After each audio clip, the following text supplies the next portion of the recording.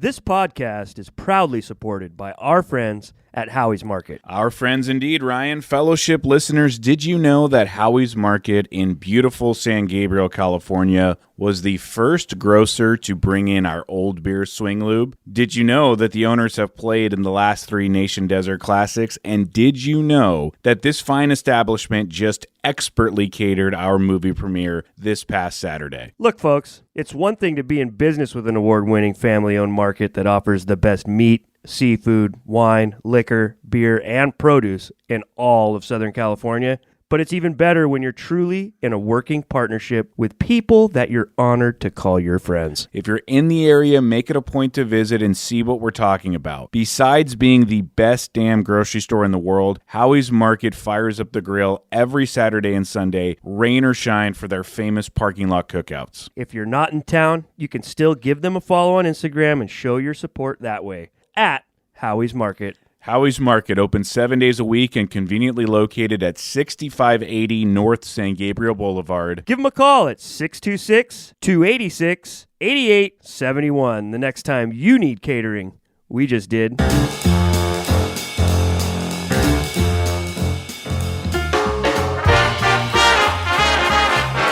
Ladies and gentlemen, after an entire month of relentless promoting, party planning, product shooting, copywriting, order packing, warehouse cleaning, strategy meeting, car podcasting, box truck loading, jazz band booking, schedule coordinating, heavy drinking, not sleeping, film shooting, movie editing, and soiree hosting, there are only 5 words that govern our feeble, worn out, exhausted bodies and mind right now, and those 5 words are: the show must go on. Welcome to the Fellowship. My name is Adam Hawk. My co-host is the owner and CEO of Nation Golf, Mr. Ryan Engel.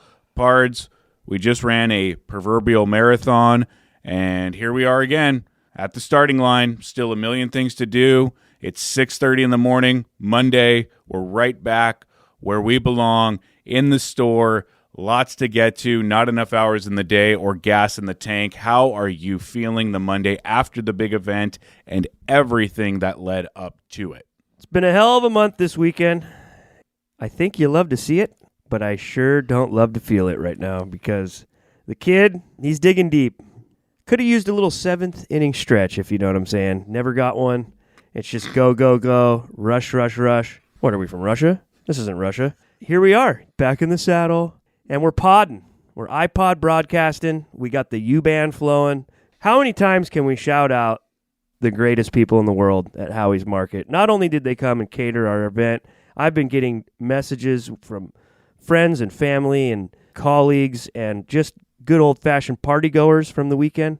And they were raving over the spread. Those Filette Mignon sliders with the horseradish cream topping on it, and that unbelievable charcuterie board, just out of this world.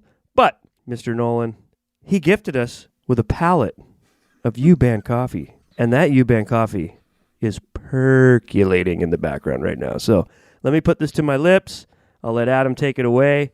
And I'll try to do my best to add something to this broadcast. If I had to sum up my feelings using William Shakespeare's guidance, that brevity is the highest form of wit, I would say that right now, the Monday after the massive event on Saturday, that I feel incredibly accomplished, incredibly supported, and incredibly grateful. And before I explain why those 3 feelings are prominent in my soul this morning, for those of you that somehow don't know, we threw a party here on Saturday night, a party that we worked a long time on putting together, and a party that celebrated many things, like the release of our new golf bag, the addition of a new co-owner and partner to Nation Golf, and the premiere of our annual movie, which recaps our yearly tournament, the Nation Desert Classic. We will do a bit of a recap coming up, but I want to expound just for a little bit on why I am feeling accomplished, supported, and grateful. The feeling of accomplishment comes from all the hard work and long hours that we put into this past month, from the party and everything that went into that, to the launch of the Vacationer golf bag and how damn concerted of an elevated campaign that was, to the execution of both opportunity drawing prizes, to the revamped website and social media. I could go on and on and on, but there are really only 3 people who will ever know what we put into this month of August, and that's you, Ryan, me, and Justin Jung. So the feeling of accomplishment is there for me, and we bit off more than a mouthful, and somehow we chewed it all. Are you feeling accomplished? Yeah.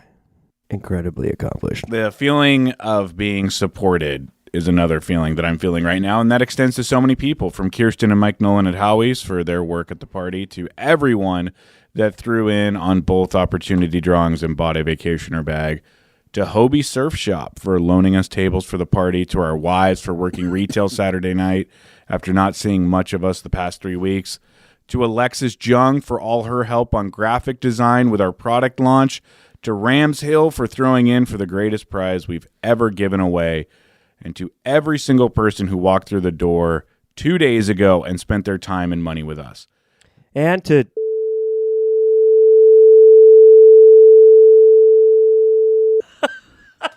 You feel supported by that? take that out.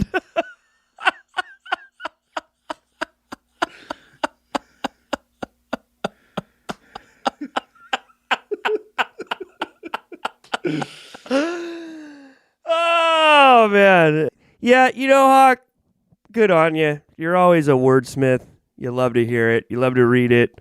I love that you wrote it. And it's just barreling through these airwaves. And you just, thank you to everyone. It takes a village. And, I think more than just a company and a brand and the products and stuff we make. This is from day one. The whole gist of what we do started with the tournament in honor of my grandfather. It's really just a community, and that community continues to grow. Feels good.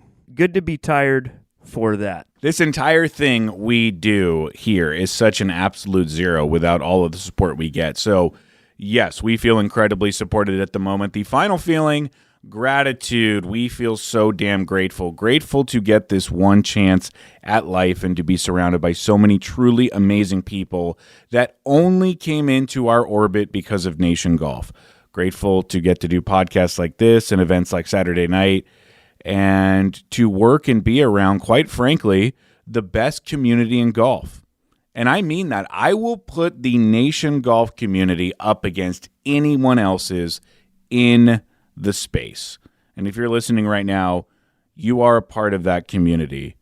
Apologies for being so earnest off the bat on a Monday morning when we're tired, but it's hard to come off of this weekend and not feel accomplished, supported, and grateful. We thank all of you for playing a massive part in those 3 feelings. For those wondering, and I want you to sit up for this, and I want you to pay attention, and I want you to get off your damn phone, Ryan, and I want you to sip some of that U-Ban coffee and get ready to participate. Yes, sir. For those wondering, yes, the man, the myth, the legend, Lars Lewis showed up to the party, but no, he did not wear golf shoes. Okay. Sorry to disappoint the audience, but Lars told me that he was sick of getting crap for that, so he went out and bought some proper clackers. If this is the end of an era, don't be sad it's over. Be happy it happened. Lars Lewis, a man with dress shoes now. Okay. So Lars Lewis did not wear golf shoes to our party. Here is something that he did do. On Saturday night, we booked a live jazz band to play the event. Incredible quartet. We will talk about them more later. But understand this. The jazz quartet was 2 things. 1, they were instrumental. 2, they were a quartet, not a quintet. Apparently, neither of those 2 things mattered to Lars Lewis because he decided they were now a 5-piece and he was the lead singer. Okay. That's right. Lars Lewis grabbed one of our PA microphones, turned it on, requested the band to play Bobby Darin's Somewhere Beyond the Sea, and proceeded to belt it out to the audience. Now, let's break this down for a second. Let's explore all the angles as fairly as possible, and let's start right here. This is going to be, as Fox News would say, fair and balanced. We're going to give both sides, folks. Let's start right here. Did it say karaoke bar anywhere on that stage or in our parking lot or in our warehouse? I'm going to go with no. Did Adam. not say karaoke bar anywhere on Saturday night on our property. So why is anyone doing karaoke at the party? Next question. When is the last time you, Ryan, saw a band performing and thought to yourself, you know what? They need me. I should find a microphone, start singing. No one asked me, and I didn't even ask the host, but to hell with it. I'll just turn this band's paid gig into my concert. Last time you've ever done that? That'd be a never, Adam, but I will say this. Many of times I've been at a bar setting with live music and have always wanted to jump on the Skins when the band takes a break, just to get the crowd going and potentially get carried out, but, be a fun move. I've nearly done it twice. I chickened out both times. The one time I really got close to it, we were at a bar in Big Bear for a bachelor party, and we're with all the guys, and the band takes a break, and I'm trying to go up there, but the band was like, they were some long-haired heshers, and it's not that I was scared to do it, it's that I didn't trust that the 5 other guys I was with really had my back. I felt like if I would have gotten to a fight, I would have been on my own, and I really didn't feel like kissing a curb that night. So, didn't do it. Really wanted to. I was fucking close. 2 questions for you. What are the Skins? Drums. Okay. Okay. Got it. You ever go up there and beat the Skins up? Slap the Skins?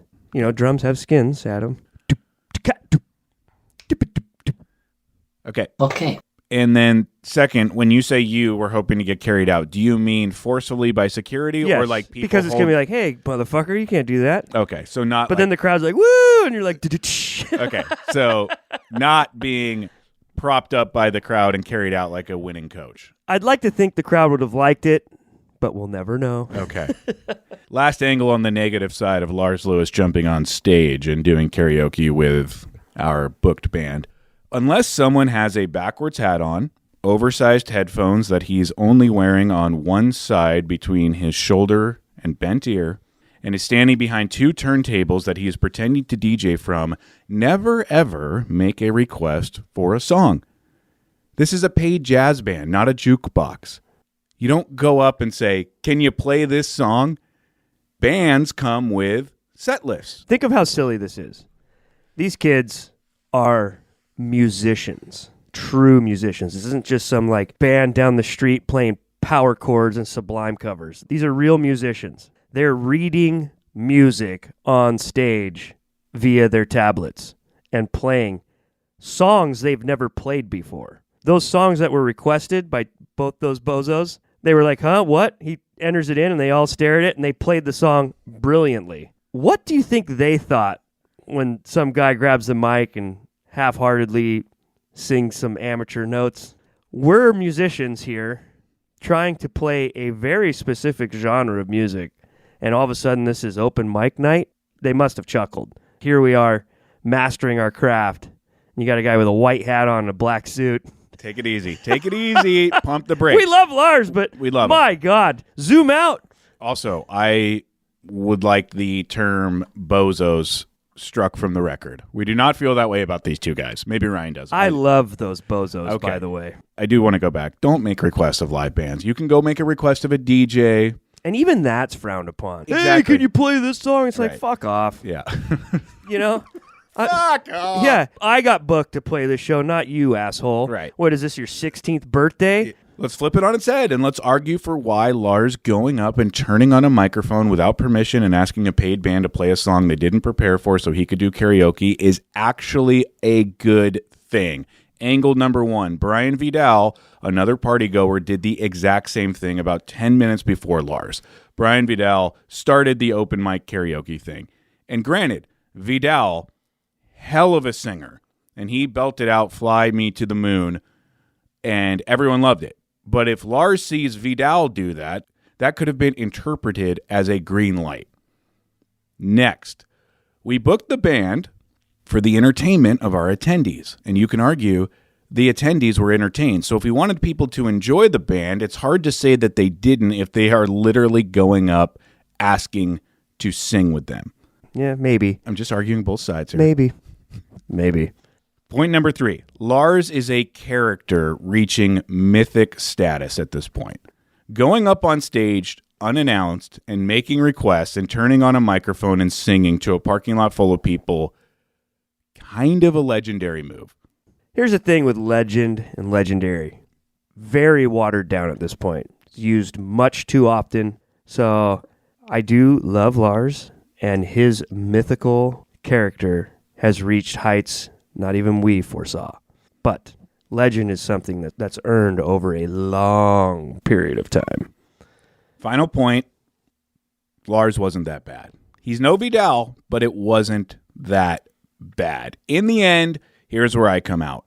I think I'm okay with it. I would never do it, but it's because I would never think to do it. And I thought the whole situation was pretty surreal. I can't think of a better word to describe it. Here's why it's not okay. The band did not bring a microphone. They are not a vocal act. You bastardized their set by bringing an outside microphone from a foreign PA system that was made for a movie on the side, and you added it to their ensemble. If the band doesn't have a lead singer or a microphone in sight, you probably don't want to bring one to their set. That's just me. Take it for what it is. Maybe. You should think about that next time. Like I said, I'm coming out on the side of I'm okay with it, but trust me, I think the image burned into my head from Saturday night was watching Lars sing after he turned a jazz quartet into a karaoke quintet, and then turning my head 90 degrees to the right and seeing Tony Baccardi's white Maserati parked on an all-red, no parking fire lane curb. At that moment, I was actually hoping to turn another 90 degrees and see Roadhouse Dixon waving single-dollar bills in people's faces, asking to be cut a break, just so we could hit for 3/4 of the nation folklore cycle. I'll tell you what, that is the trifecta right there you just described. Great to see Tony Baccardi at the party, though. I really do love that guy. Every time we tried to talk, someone else jumped into the conversation and hijacked it, which is fine. But Tony was telling me that he was looking for our podcast on YouTube, but instead of typing in Nation Golf, he typed in my name, Adam Hawk, and accidentally stumbled onto all of the video clips of me on air with Jim Rome from back in the day. He was tripping out and said that he went down a rabbit hole and couldn't believe what he was seeing because he had no idea how much I was on that show and that I played such an absolute jackass on the radio. So that was a ghost of Christmas past. Luckily, we didn't have to get too much into it. But Tony, I love you. And next time you can't be bothered to park in a spot like literally everyone else at our party that night, here's what I want you to do. Just pull straight into the showroom. I mean it, dude. What's ours is yours. Plow through the windows, destroy the office, step out of the Maserati, toss your keys to the nearest person you want to pretend is your valet guy. I fully support it. He should have just nosed in at a 45 right in front of the band so Lars could sit on the hood and serenade us all night. Look, dude, we know you drive a Maserati. You can set your keys on every table in sight so we can all see what it is. We get it. We seen it. We saw it. It's there. You got the little Italian flag on the side. We know. But maybe you're right. Maybe he should have parked it right in front of my golf cart right here, right in the front. Block the entrance to the whole damn place. He should have ran right into your golf Yeah, cart. exactly. Just smashed it into a million pieces. Or just every now and then go out there and fire her up and give her a rev. Yeah. Smoke the tires in place. My favorite part was when you called him out on it via DM. He wrote back, "Hey, man, I was just trying to lay low." Nothing says laying low like parking a Maserati in a fire lane in front of everybody. Oh, that guy. Love him. Love Lars. Love Vidal. Love our community. Love these guys that are unintentionally Giving us gold. and just being themselves and being characters and adding to this whole thing and 100%. bringing a lot of flavor to it. That's why I said I'll put our community up against anyone else's. Speaking of our community, we did a drawing for the Nation Sportsman of the Year. The winner is Jeremy Ward. Wow. Congratulations to Jeremy Ward. You will receive one of everything we make starting now for the next year. We also did a drawing for a Rams Hill Stay and Play. Thank you to Will Mayo of Rams Hill for providing that prize. The winner is going to accompany Ryan and me to Rams Hill for an overnight at the House on the Hill, which is on the golf course. Can't wait to do that. Super excited for that trip. This is going to sound rigged, but it's not.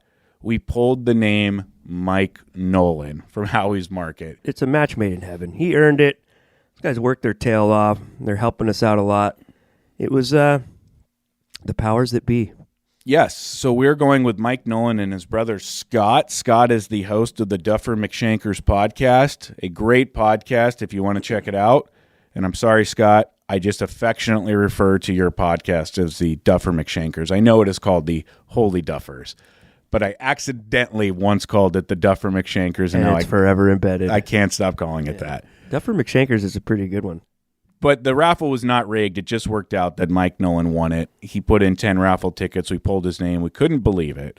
But we're so excited for this trip. And we aren't apologizing to anyone for it. We pulled the name fair and square. So thank you to Howie's, Rams Hill, and the Victor Gonzalez Quartet for showing up and making the party what it was. We had many people tell us, this is the best party you guys have ever thrown. This is the best movie you've ever shown, our 16th annual Nation Desert Classic movie, which is now available on YouTube, and the Vacationer golf bag, which was spinning in the window Saturday night, is the best product you guys have ever made. How are you feeling coming off that night with a bunch of people saying best, best, best about multiple things that we worked on all month? We're hustling right now. We're trying to give this thing the attention it deserves, and we're working hard to try and elevate what we're doing, and it's nice to see it, but I'm not going to stop and take a break and put my hands up like a premature victory in a putting match in the office against you. I'm going to look at the total body of work and keep plugging away. Small victory, but I still have my eyes on the prize, and you love to see it. After Saturday, I have been giving this concept a lot of thought, and I hope I can articulate it as well as I would like. We are living in a very automated and optimized time where there is a desire, especially for brands and companies, to be as efficient as possible for as cheap as possible. They want the best results for the least amount of money spent.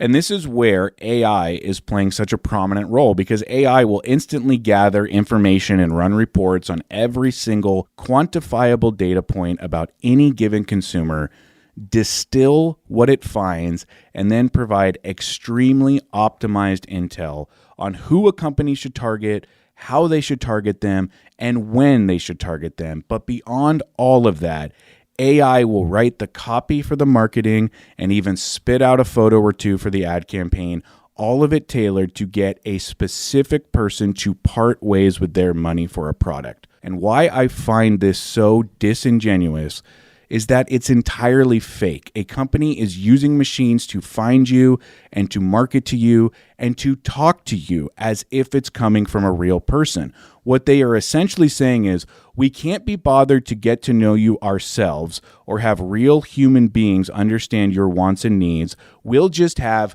ChatGPT do that for us.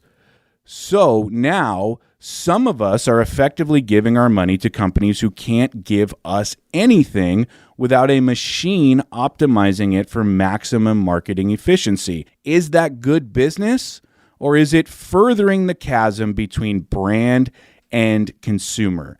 In my mind, the answer is obvious, and it's clearly the latter, and it's anti-community. How can anyone who uses AI to learn about their audience and market to their audience and write to their audience claim to care about their audience or say that they're building a community? Companies using AI to do their marketing don't care about the audience. They just care if the audience spends money.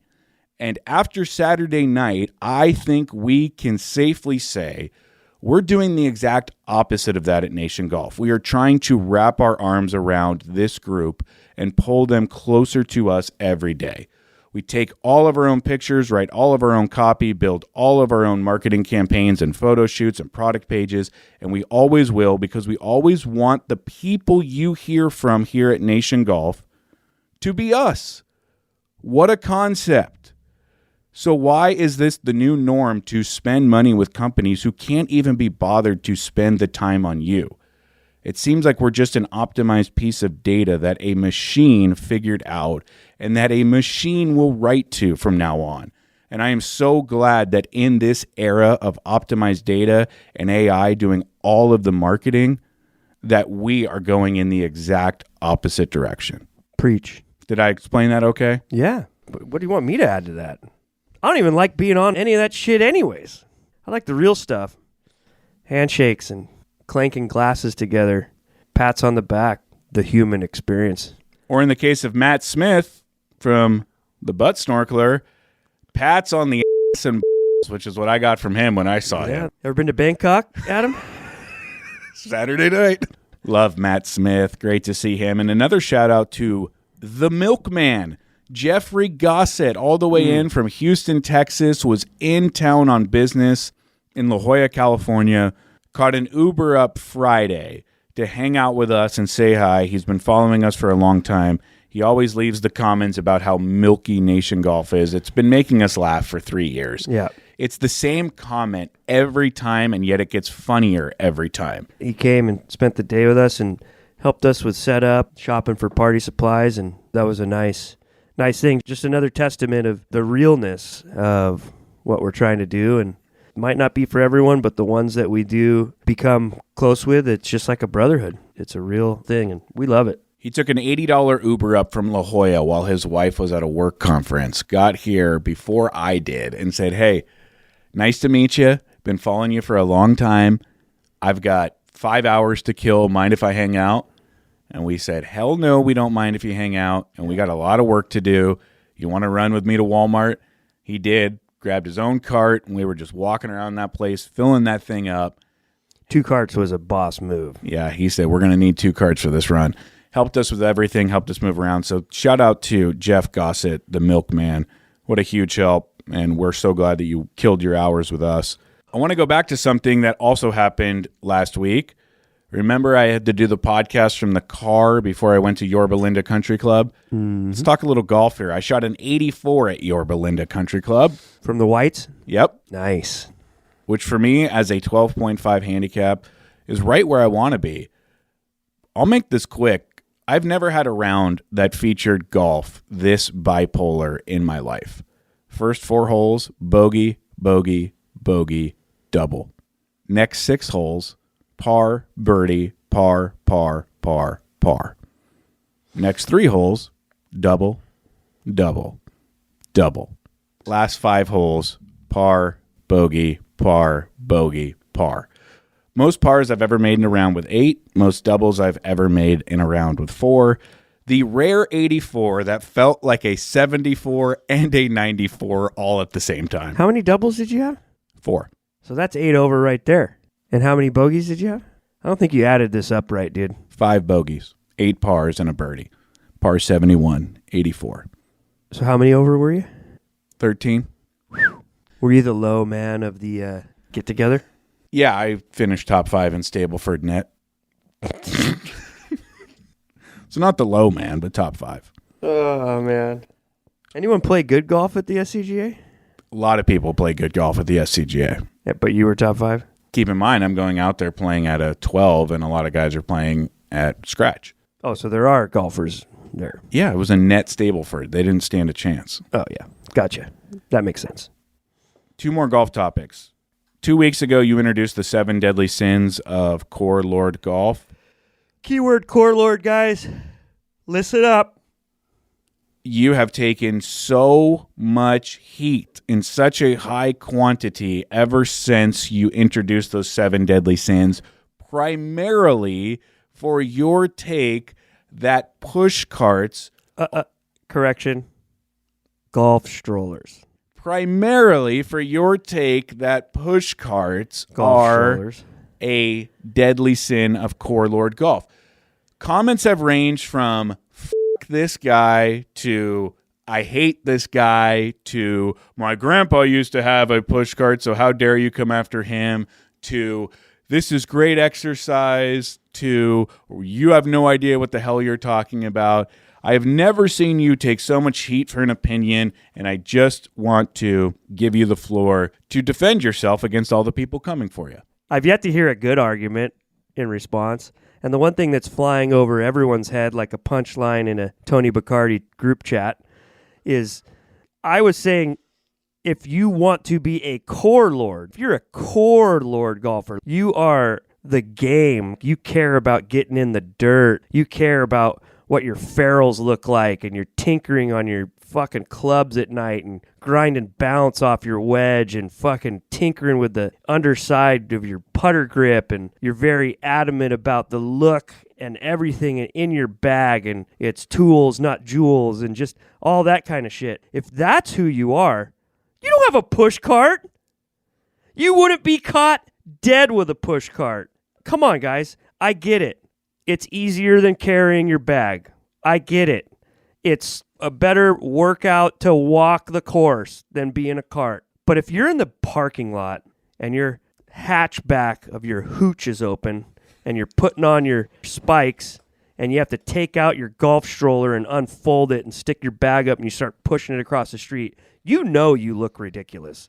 Everyone who has a push cart doesn't go, "Wow, hey, you guys want to video me right now walking in to the first tee because this is something else."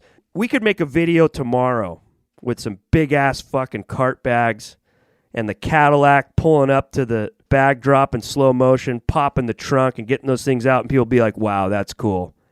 You think you're going to pull up in your Subaru Outback, pop the little hatch up and unfold your golf stroller, and everyone's be like, "Hey, could I slow-mo that real quick?" That's really cool. You know that the golf stroller is ridiculous. Didn't say it wasn't functional. Didn't say you're not allowed to have it. But if you think you're going to be a core lord and have a push cart, I will continue to pray for you. They're functional, and you have a right to use it.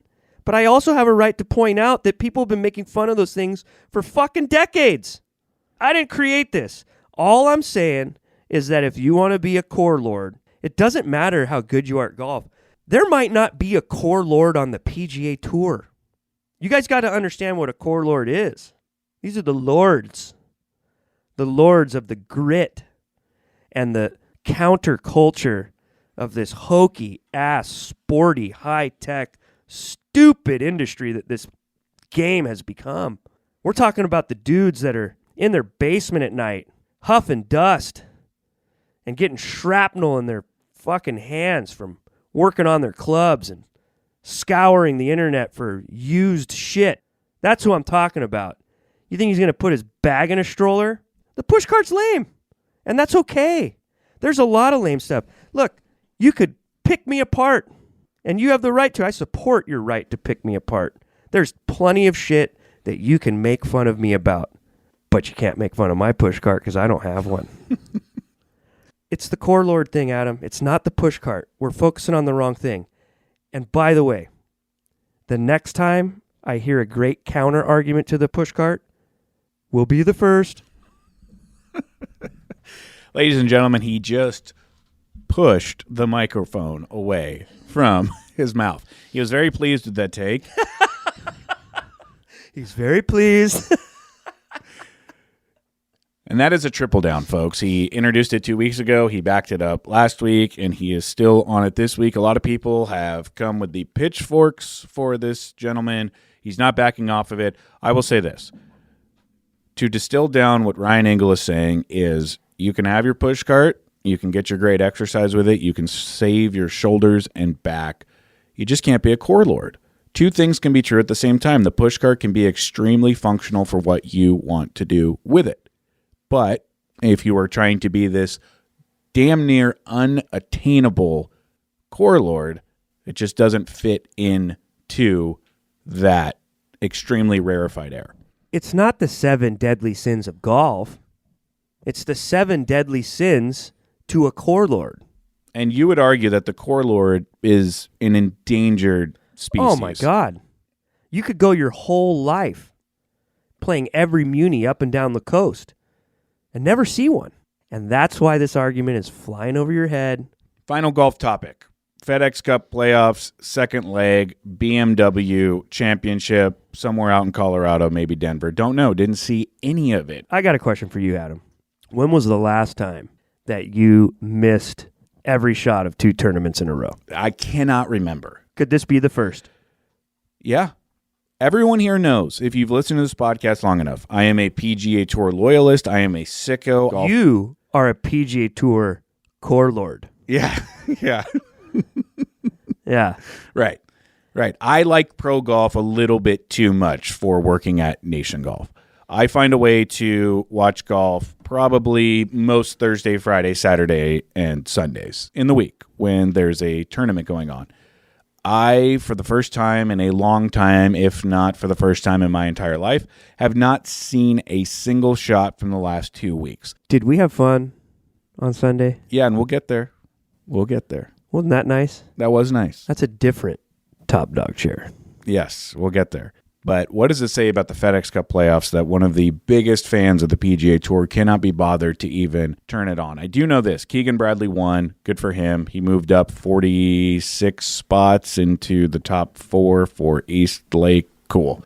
I think that Keegan Bradley winning is awesome because the more he wins and the more Justin Thomas and Jordan Spieth and Ricky Fowler fade into mediocrity, the dumber Zach Johnson looks. And it's hard for Zach Johnson to look any dumber than he already does. I guarantee you that in his time off, Mr. Zach Johnson, in his time off, in the offseason, casual rounds, in his garage right now, without question, that man owns a push cart. Okay.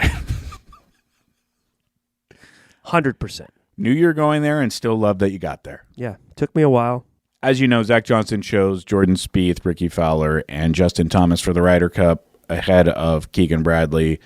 Didn't work out at all, and Keegan Bradley continues to win, and those 3 guys continue to fall down the leaderboard. Congrats to Joe Eder on one hell of a season. He's our buddy. He used to wear Nation on tour. This is his first year on the bag with Davis Thompson. The season ended in the second round of the playoffs this weekend. Unfortunately, Davis did not play well at the BMW. They dropped 8 spots in the standings to miss the Tour Championship.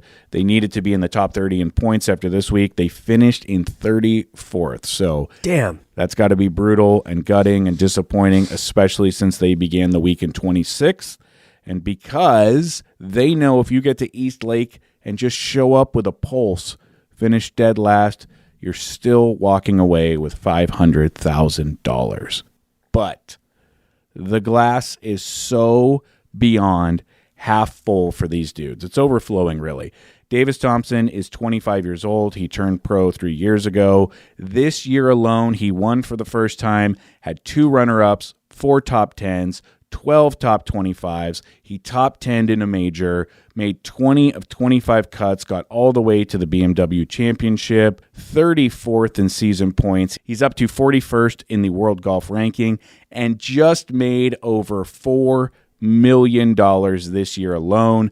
Look, I hate to count another man's money, but this is golf, and that is a huge part of the game, counting other people's money. If our dude Joe Eder is making the standard payout for loopers, let's just say he had one hell of a year, and one might call it a career year. So we are stoked for our friend Joe Eder. Could not happen to a better dude. Congrats on the great season, boys. Love it. This is your final day to get the brand new Vacationer golf bag at $269. If you are listening to this podcast on Monday, August 26th, first off, thank you for running to the podcast the day we release it. Second off, if you haven't purchased the Vacationer golf bag, the price is going up at midnight. So make sure you get on over to nationgolf.com, lock in your Vacationer for a great pre-booking price. Plus a special gift for the pre-book orders. We're doing a nice little certificate of authenticity to those that jumped on board to book their vacation. Your tickets will arrive in the mail soon. Just want to thank you for the support and making our dreams come true as we enter a new category. And it's been really fun, Adam, to see the excitement around this bag. Because we have so much ground to cover today, I'm not going to be able to get to this, but I will promise it for next week. Our aforementioned buddy, Matt Smith, formerly of the Butt Snorkeler, has taken it upon himself to start sending me home improvement tips. Oh, my God, that's so great. He's my personal Tim the Toolman Taylor. Love it. He sent me a video on how to clean the dishwasher filter in only a way that Matt Smith could, so I will extract that audio and play it next week. And I saw Matt at the party Saturday night, and I said, keep him coming. Yeah. Because, look, I'm certainly not going to use them in real life, but I will use them on the podcast. Right. Well, you can't use them in real life. Exactly. Yeah. I mean, we all know. Guy's got a fistful of thumbs. Let's quickly bang out the rest of our topics for today. My soccer team lost 4-0. Tough one this Saturday. Yeah, well, starts at the top. It does. And I sent a message to the parents afterwards after the 4-0 loss on the football pitch, apologizing for not having the substitutions down the way that I should have had them down. I would have loved to hear the banter around the dinner table in all those homes after your little text. Yeah. I also lost a touch of my cool when we were playing because I had two girls on defense that were not exactly catching butterflies, but just doing cartwheels with each other during the game. Oh, no, you can't be having that. You sub them out? No, I sternly yelled at them in front of all the parents because they're right behind me. Get your head in the game, girls. And that's pretty PG, but the tone was very direct, and the girls kind of snapped right into it. Did the parents give you a little side eye? I don't know because they're behind me.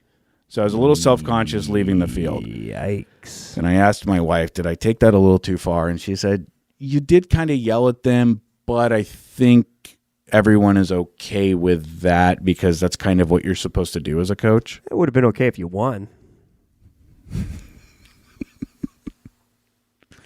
But, you know, you kind of killed the spirit of the team right there, you know? The Ender Dragons are 1-1 on the season, and we'll get them next week. How would John Wooden have handled that? I don't know. He's dead. You ever read The Pyramid of Success? I am the Pyramid of Success.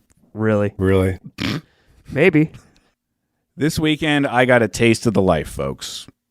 A day in the life of Ryan Engel. On Saturday night, I had a hotel booked in Dana Point, 5 minutes down the road from our shop, which means that when I started traveling on the 5 North, instead of going all the way back to Fullerton, I made the very quick exit to the right to Highway 1. Beach cities. Drove right into the Dana Point Harbor, stayed in what will probably go down as the worst hotel I've ever stayed at. It's about to get bulldozed, but yeah. Towels are kind of scratchy. The towels were scratchy. The sheets were dirty. Anyway, getting a taste of that great commute that you have every single day was very nice. And then waking up in the beach community, meeting up with you, your wife, your daughter, Justin Jung, our new partner and co-owner, and his wife Alexis, and being down in the harbor, eating breakfast, lox and schmear. That's my go-to bagel order. Always has been, always will be. Watching the seals bark to the sky as the kids walked around in a state of euphoria.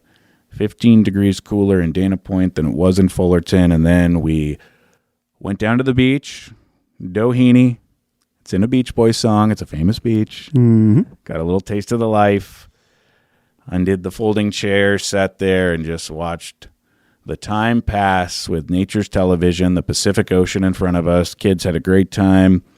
Had some fruit cart from the guy with some tahine on it, some Miller Lights inside of some well-disguised koozies.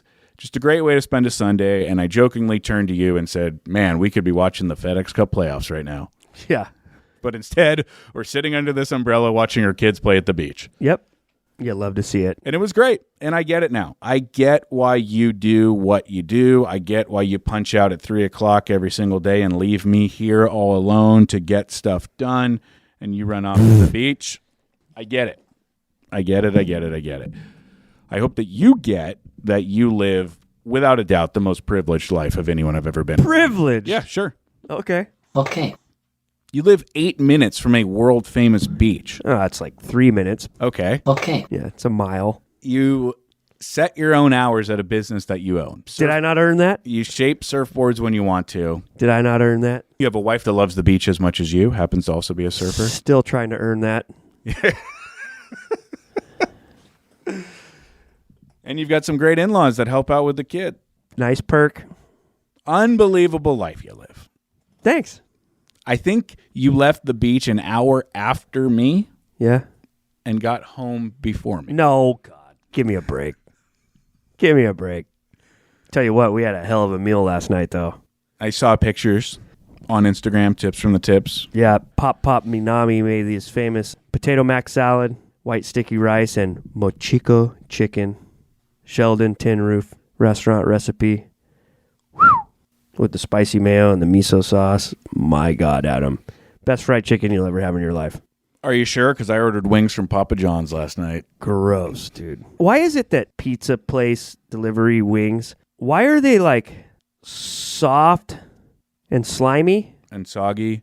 What is that? What they do is they take essentially dino nuggets, put them in a microwave, and then they drizzle pre-packaged zesty buffalo sauce on top of it. Wings at those places, it's just a no-go. When I opened up my chicken wing order last night, because, look, we were smoked. We unpacked for 4 people. We were gone all weekend, and we just said, let's just call a damn pizza place and get this over with. So you should have just right through the Del Taco on the way home. we had that on the way down. So we went for Papa John's, which is a horrible, horrible pizza chain.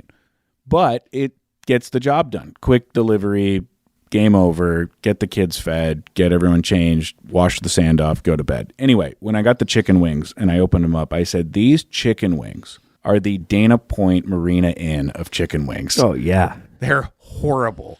They don't even pass for what they're trying to be. Every chain has the same ones. They're all disgusting. Folks, I do want to say that if you ever are in the beautiful Dana Point area and you need a hotel, go anywhere besides the Dana Point Marina Inn. Yeah.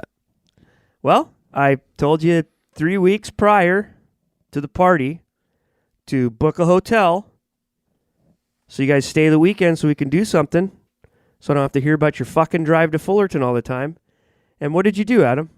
Waited to the last minute. And what happens when you wait till the last minute? In this case, there was one room available at a shitty hotel, and that room happened to be the honeymoon suite. Yeah. So my wife checked in with 2 kids by herself because she dropped me off at the party Saturday night to the honeymoon suite. And I would have loved to have seen the look on the front clerk's face when a woman with 2 kids was checking into the honeymoon suite, which had a heart-shaped jacuzzi in the room. Love it.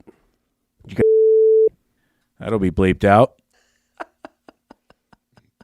Folks, I'd love to read some YouTube comments, but there was just way too much jaw-jacking today, too much ground to cover. We will try to get to them next week. That said, even if we do not get to them on the show, we read them all and we respond to most of them. So keep it coming. Thank you for watching on YouTube. Thank you for commenting there.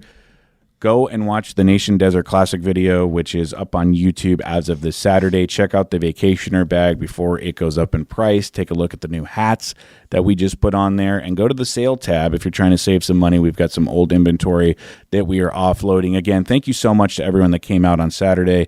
Meant the world to us. Such a fun party. We really felt good when it was all said and done. We still feel good today, despite being super tired. And a special shout out to our guy, Roadhouse Dixon, who this weekend celebrated his own birthday, celebrated his anniversary with his wife Angelique, and both of them are celebrating the good news that she is pregnant. So a big shout out to Roadhouse Dixon, who has to be having the greatest 2 weeks of his life right now. Wait a second. Yes. That dude asked her to marry him on his birthday? I think the engagement happened at a different time and they just happened to get married around his birthday. I don't know. Okay. That's what you got out of that? I'm just teasing. We love you, Roadhouse. I'm going to shake $1 in your face next time I see you. We love your Roadhouse, and we love all of you for listening. Thank you so much for tuning in to The Fellowship. We will see you next Monday. Really? Really.